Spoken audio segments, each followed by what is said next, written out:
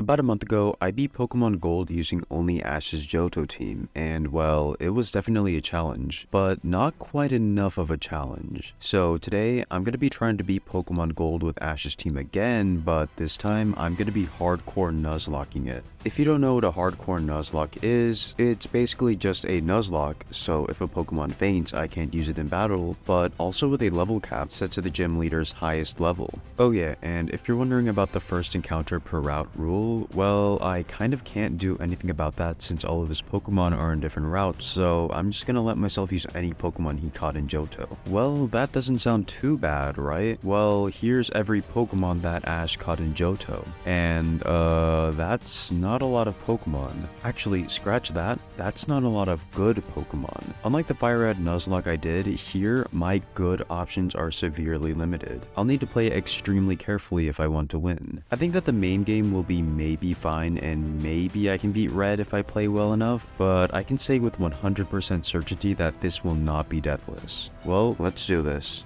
Early game travel is never difficult, so let's just skip to one to get Pokeballs. Now, you obviously can't catch starters in the wild, so me being the super cool hacker I am, I just made them wild encounters in their respective routes. I catch my first 3 members here, Chikorita, Hoothoot, and Cyndaquil. Honestly, I don't think Cyndaquil will be all that useful besides maybe Jasmine, but I know the other 2 will be pretty useful. Alright, so Falconer is interesting. His highest level Pokemon in Gen 2 is level 9, so this battle was pretty scary. I obviously don't want to lose any Pokemon this early on, so after taking Pidgey out pretty easily, I paralyzed Pidgeotto, then switch around to slowly cripple it and eventually win. Although I did almost lose several members. Who knew Falconer would be a challenge? Thankfully, Bugsy's level cap is level 16, so my team can actually get a lot stronger. On the way, Chikorita evolves, but she's sadly the only starter on my team I can actually evolve. Yeah, this is gonna be a very tough run. Alright, well, let's go and beat Bugsy. And yeah, Bugsy was easy as I expected. Metapod took 2 pecks to go down, and then for Scyther I put it to sleep, then sent out Bayleaf to set up Reflect, and I tried using Poison Powder twice thinking that he'd wake up, but it was a bad play since once I switched to Cyndaquil, he woke up. Thankfully, his Fury Cutters were basically doing nothing, so I took it out easily. Last was Kakuna, but I mean, it's a Kakuna. Right after that is our rival. Pikachu takes out Ghastly with 3 Thunder Shocks as he just misses Hypnosis, and then for Bayleaf I paralyze it, then switch to Cyndaquil and take it out with 3 Embers. Last is Zubat, but it also went down with just 3 Embers.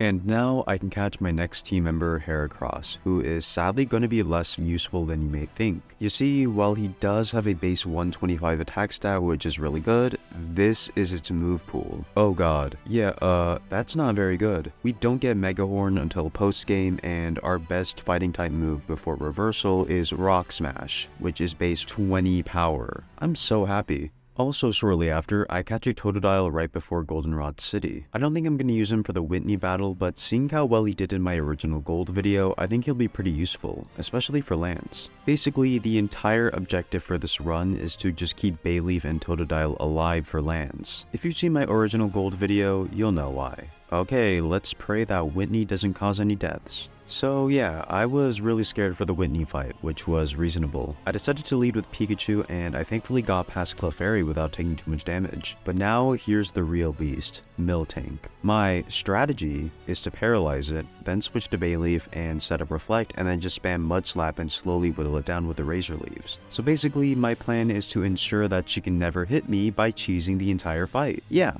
great strategy. Definitely not luck. Well, it worked, so no complaints here. Okay, so after Goldenrod, I can get 2 more members, Beedrill and Phanpy.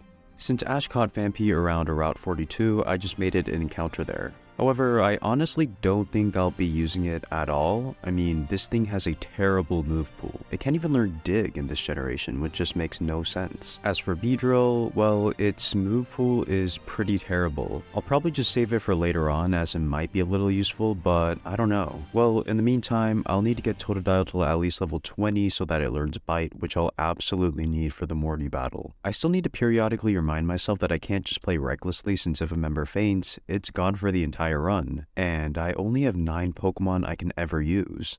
Alright, after some grinding, it's time for Rival 3. I lead with Totodile to take out his Ghastly easily, and then for Magnemite I switch to Cyndaquil to deal great damage with Ember, but he gets me dangerously low due to some bad confusion luck. So I have to finish it with Pikachu. Third is Bayleaf, so I paralyze it, then chip it down with a few pecks from Noctowl. Last is Zubat, but 2 Swifts finish the fight.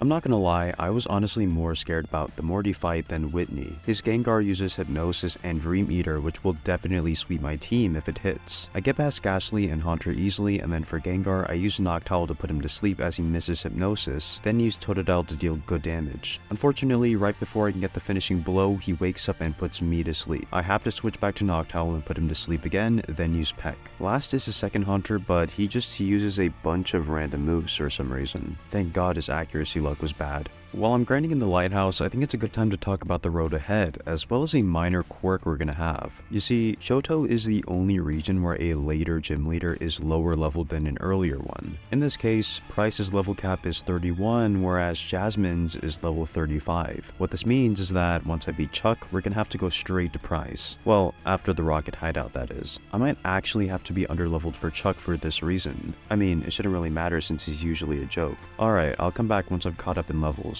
And yeah, he was pretty easy. Primeape went down with 2 Pecks. Yes, level 28, and I still have Peck. And then for Poliwrath, I put him to sleep, set up Reflect, then switched to Bayleaf and took him out with a crit Razor Leaf. I do think that could have gone south though, had my luck been worse. Alright, so as I just mentioned, we have to clear the Rocket Hideout early this time to fight Price since his level cap is lower than Jasmine's. As usual, I'm not going to cover this part of the game since Team Rocket and Gen 2 is kind of a joke. Like, they're using level 17 Pokemon and I'm getting ready for the 7th gym. Man, the Gen 2 level curve is just something else. After clearing the hideout without any deaths, although I did get a few close calls, it's time for Price. His seal goes down to 1 Thunderbolt and then I switch to Cyndaquil for Piloswine. He thankfully doesn't have any ground moves, so 2 Flame Wheels take it out. Last is Dugong, so I go back to Pikachu, get a Lucky Paralysis with Thunderbolt, and then use 1 more Thunderbolt to win the fight. Yep, he is as easy as he always is. So while I may have been able to defeat Chuck and Price with ease, there is absolutely no way I'm beating Jasmine at this low of a level, especially when she has a level 35 Steelix. However, this level jump is secretly a blessing because this means that I can train out my team a lot. On the other side though, I have to grind to get to that level and there aren't many trainers available right now. I decided to just fight the remaining swimmers and fight wild Tentacools and Tentacruels since they give a lot of EXP. I'm probably just gonna grind Totodile and Bayleaf to level 35 honestly. Well, Jasmine was surprisingly a joke. I have Dig on Totodile so the 2 Magnemites were just one-shots and then Steelix took a lot more damage from Surf than I thought it would, and even with the sun up, she couldn't do much damage and Surf was a 3-shot. Wow, that was almost too easy. Unlike my other Gen 2 runs, I'm going to cover the rival fight and the final executive fight since they might actually be difficult this time around. Well, the rival wasn't very difficult at all. Pikachu got through his first 3 members easily, and then I used Heracross for Sneasel, and then put his Meganium to sleep and used Cyndaquil to take it out. And Archer was also incredibly easy. In fact, I just soloed him with Totodile. Houndour was a one-shot with Surf, and while Coughing did survive a Surf, he just used Tackle for some reason. What a genius play.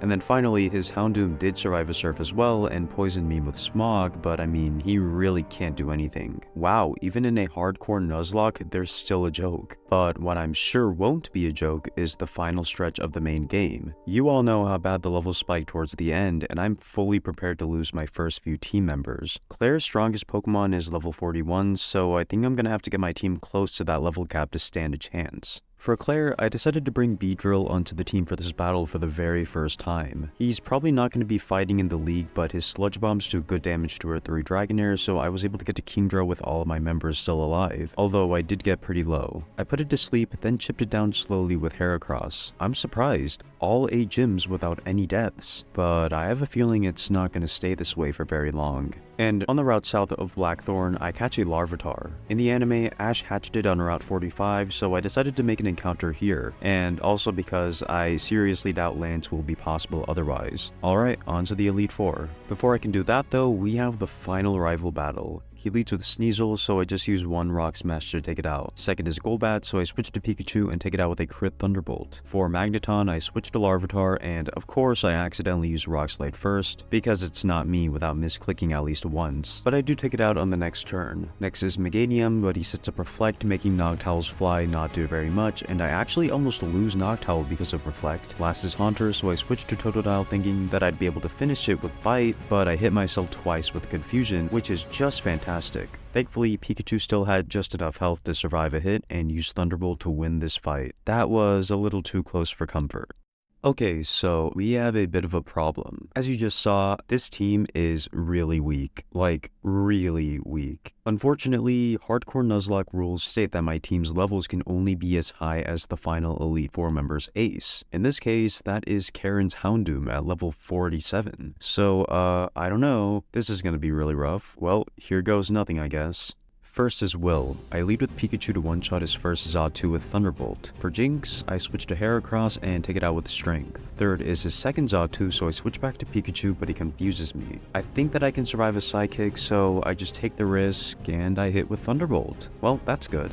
Fourth is Executor, but my only reliable coverage is Noctowl. I switch to it, but he sets up Reflect, and as you can see, Flight isn't doing much anymore, but his Psychics are. Thankfully, Reflect wears off right before I hit Fly, so I take it out.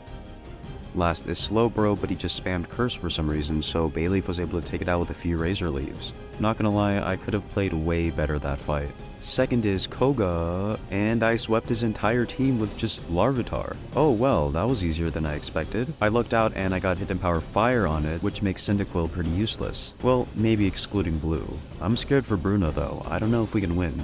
Okay, let's see how Bruno goes. I lead with Heracross as his Hitmontop crits with Quick Attack twice in a row. What a great start. Next is Hitmonchan though, but he only uses a weak Fire Punch, so it was easy. Third is Hitmonlee, so what I decide to do here is intentionally get low to power up Reversal. Unfortunately, when I get to Machamp, it doesn't do enough to knock it out, but his Cross Chop leaves me with just 3 HP, letting me take it out, and then Onix. Oh my god, this is going to be perfect for the Karen fight. Why is this perfect? Well, Reversal gets stronger the lower HP you have, and this is a perfect setup for Karen since now her usually tanky Umbreon is an easy one-shot, and so is her Vileplume. For Gengar, I just switch to Noctowl as she uses Lick, and then she uses Curse as I put her to sleep. I bring her to red health with Confusion, then finish her with Larvitar. Fourth is Houndoom, but I surprisingly outspeed and take it out with 1 Earthquake. And last is Murkrow, but it's part flying, so 1 Rock Slide also took it out in 1 hit.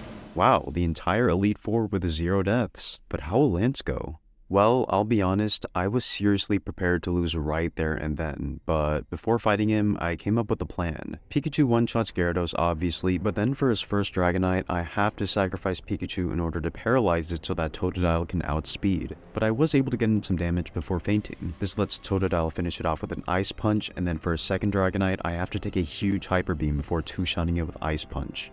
And now, here's where the luck has to come into play. Lance has a full restore and full heal, and I need to get rid of these by switching to Noctowl and spamming Hypnosis. Thankfully, it has good defensive stats, so I can still take a few hits even if I miss. I thankfully don't though, which is perfect. He stays asleep just long enough for me to take it out with Totodile. But now, for Aerodactyl, I need to make another sacrifice. I think for a bit and decide on sacrificing Noctowl. This lets me get a safe switch into Larvitar, and now I can finish off the rest of his team with a few more Rock Slides. And with that, we've beaten Lance, and technically win the run? I mean, we get into the Hall of Fame, but I'm not sure if that's considered a win for a Nuzlocke. Either way, I'm still gonna fight Blue and Red just to see how they go. Before that though, I have to fight the 7 Kanto gym leaders. I didn't get any deaths though, since you can pretty much just sweep them if you have a super effective move against their entire team. So I'm just gonna show some of them here in a quick little montage so that I don't have to narrate 7 boring fights. I think Blue might be fine since I still have my most important team members, but Red might be a different story. Then again, the level cap for him is 81, which is really high, so I might still win. Okay, Blue. I got my entire team to the level cap since I knew that he was going to be difficult. His Pidgeot did a bit of damage before going down to 2 Rock Slides. Second is Executor, so I switched to Beedrill, and Twin Needle does just enough to one-shot it. Third is Rhydon, so I switched to Bayleaf, set up Reflect, then one-shot it with a Razor Leaf. However, he set up Sandstorm before fainting, so Arcanine will take 2 hits before I switch to Larvitar, which will let me one-shot it with Earthquake, but not if he burns me. How convenient. Thankfully, I still do have Totodile, so I can just take it out with Surf. And from the Sabrina fight, I already knew that Heracross would outspeed Alakazam, so it was an easy one-shot. But now we have Gyarados. Well, I had to sacrifice Beedrill, and in desperation, I used Rock Slide and I crit to take it out. In hindsight, this was a really stupid play because, well, I'm burned, so I deal half damage. But I do think that this risk may have saved the entire battle since most of my other members were also low.